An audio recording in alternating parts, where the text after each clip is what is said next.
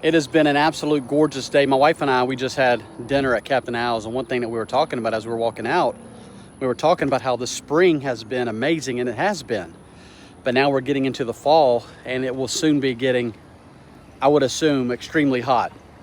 If you know anything about South Mississippi weather, then you know that it gets hot here in South Mississippi. I want to show you where we're at in case you haven't seen this area, and I would highly recommend you coming down and having dinner at Captain Al's.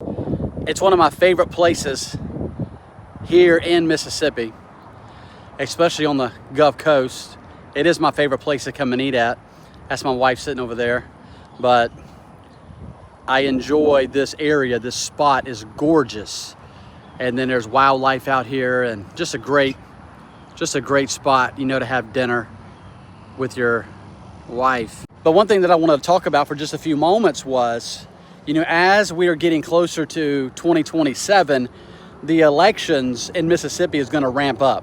There's already elections happening all over South Carolina, California's elections, Louisiana, Mississippi. We already have people that are getting in the race for governor, secretary of state, lieutenant governor. And so far, as you look at all the different candidates, so far there are actually several candidates that I'm really excited about. And so, you know, I'm really excited about our current Secretary of State running for Lieutenant Governor, Michael Watson. I think he's going to do a great job as the next Lieutenant Governor of Mississippi. And so as you look at these different men, different women that are getting in these races, you and I need to do our due diligence, and we need to research, and we need to know. I don't just look at what the rhetoric is on Facebook. I look at what have they accomplished. One thing that I'm looking for in the governor is who I'm going to support running for governor is, in Mississippi, we have a great opportunity. And what we need leading the state of Mississippi is we need a businessman who has been very successful.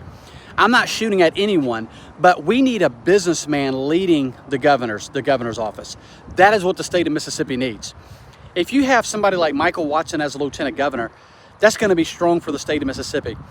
So then when it comes to governor, we need somebody in that office that is strong in the area of business. And so as we are looking at these different candidates that are saying they're going to run for governor, lieutenant governor, or whatever it might be, we need to be researching, we need to be looking, and we need to be having these type of conversations on who we want to lead the state of Mississippi. We've had Tate Reeves for the last 8 years.